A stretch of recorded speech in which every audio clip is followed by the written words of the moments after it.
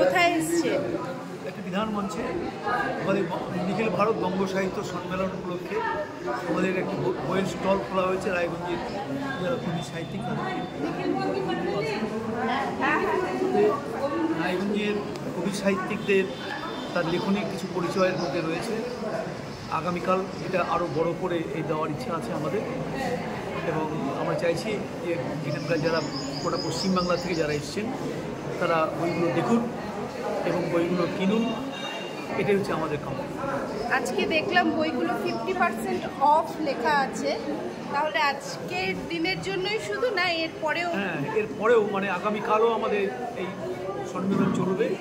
মানে সম্মেলন চলাকালীন অবস্থাতে আমরা যারা দূর দূরান্ত থেকে, যারা পশ্চিমবাংলার বিভিন্ন প্রান্ত থেকে যারা এসছেন তাদের হাতে যারা আমরা বইটা তুলে দিতে পারি, কারণ রায়গঞ্জের পরিচিতি যাতে বাড়ে সেই লক্ষ্যেই আমরা ক্ষতি স্বীকার করেও 50% রেসে আমরা বইগুলো তুলে দেওয়ার চেষ্টা করি। খুবই ভালো উদ্যোগ। হ্যাঁ, আমরা একই যেটা কিছুক্ষণ আগে কবি ভানুকিশোর সরকার বললেন যে আমরা মূলত এই টেবিলে বইগুলো রেখেছি যে রায়গঞ্জের কবি সাহিত্যিকদের পরিচিতি আরও দূর দূরান্তে ছড়িয়ে পড়ুন।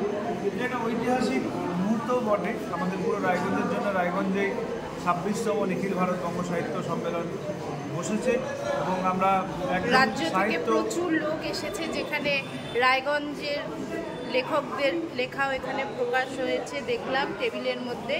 কেমন লাগছে আপনার? খুবই ভালো লাগছে, এবং শুধু কবিতা বা সাহিত্য না, আঞ্চলিক ইতিহাসের বই এই বইটা রায়গঞ্জ চর্চা, হ্যাঁ এই বইটার ডিসপ্লে করা যেমন আছে, এটা বিক্রি। রায়গঞ্জ চর্চা পড়লে কি রায়গঞ্জ সম্বন্ধে, রায়গঞ্জের ইতিহাস সম্বন্ধে কি রায়গঞ্জের একদম রায়গঞ্জের সঠিক বার্তা পাবে? নিশ্চিতভাবে। এখানে রায়গঞ্জের চ্যাপ্টার যেগুলো আছে আমি একটু তাও বলে দিই। এই যে ধরুন রায়গঞ্জের ইতিহাসে বেশ কয়েকটি চ্যাপ্টার দেওয়া রয়েছে, যে চ্যাপ্টারগুলোতে আপনি রায়গঞ্জের পারোনি সম্প্রদায়ের ইতিহাস, রায়গঞ্জের বিহারি সম্প্রদায়ের ইতিহাস, রায়গঞ্জের ভ্রমণ, রায়গঞ্জের স্কুলের ইতিহাস, রায়গঞ্জের বাহিন জমিদার বাড়ির ক্ষুদ্র ইতিহাস, মানে এমন অনেক জিনিসই আছে যেগুলো এখনকার প্রজন্ম অনেক কিছু জানে না। সেই বিষয়ে রায়গঞ্জ চর্চাতে বিনয় লাহার লেখা রায়গঞ্জ চর্চা থেকে জানা যাবে নিশ্চিতভাবে।